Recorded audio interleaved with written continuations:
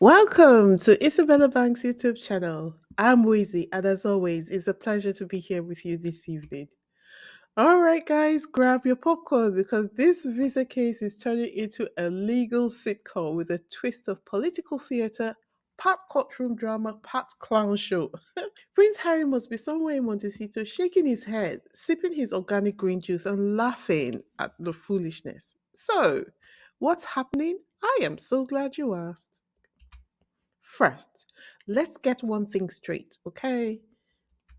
If you're just going by headlines from certain royal reporters, aka Richard Palmer, who said the judge has suggested today that he is open to releasing some of Prince Harry's immigration documentation. Or if you're listening to the Daily Mail, who said judge opened doors to releasing maximum details of Prince Harry's secret US visa records, you would think the judge practically had a pen in hand ready to hand over Harry's immigration file. Reality check. That's not what happened. But of course, British tabloids never let facts get in the way of a good anti Harry narrative. So, what's really happening? To tell you that, I would need to rewind a bit. Okay? Let's go back to the beginning. The Heritage Foundation, a conservative think tank that claims to be about policy, but somehow found the time to play immigration police, decided to weaponize Harry's memoir, Spare. What did Harry do? Oh, nothing much. Just admitted to using cocaine, marijuana, and psychedelic mushrooms. And Heritage saw that and went, "We got him." Because, according to US immigration law, people with a history of drug use can sometimes be denied a visa. Of course, the Department of Homeland Security rejected their Freedom of Information Act request for Harry's records because, privacy laws exist. But Heritage wasn't about to let minor details like the law get in the way, so they sued. Because nothing says small government like demanding to see a private citizen's paperwork, right? So now, fast forward, after Trump's re election, Heritage decided, hey, let's try this again and filed a motion to overturn the previous ruling. Enter Judge Carl Nichols, who originally ruled in September 2024 that the public interest in Harry's records wasn't strong enough to justify violating his privacy.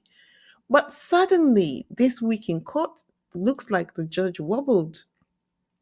He said, I am not foreclosing the possibility that there might be some possible relief. I want maximum disclosure as long as it doesn't violate privacy. Wait, what?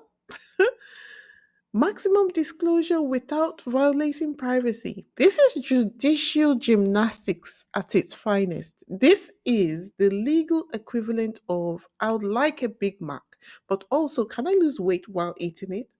How do you expose the maximum amount of information while keeping it private? The math is not mathing. Anyway, guys, before we continue, if this is your first time here, welcome.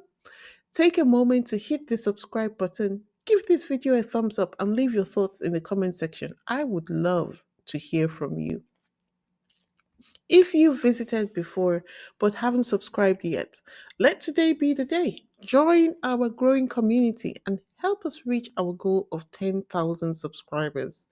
We are on a mission to reach 10,000 subscribers, and here's why. The milestone will enable us to support Prince Harry during his upcoming trial, the campaign for the Leveson 2 inquiry, and ultimately file our petition at the UN when the time comes. So, to my loyal supporters who have been with me from the beginning, thank you so much. Thank you for sticking with me on this journey. Your encouragement keeps me going. Don't forget to hit the like button and share your thoughts in the comment section below. Let's make this happen together, shall we? Now, going back to the case, the judge realizing that he was on shaky ground, the judge turned to DHS and said, all right, guys, propose some redactions and let's see what's left.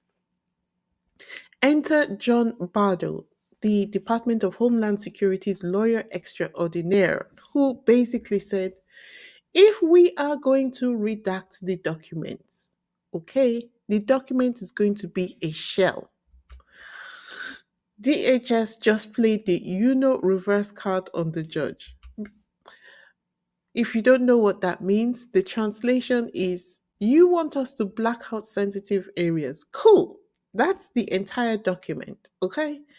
At this point, you can almost hear the judge sighing deeply because he knows that if he orders the documents released, it's going to be a fully blacked out, meaningless mess.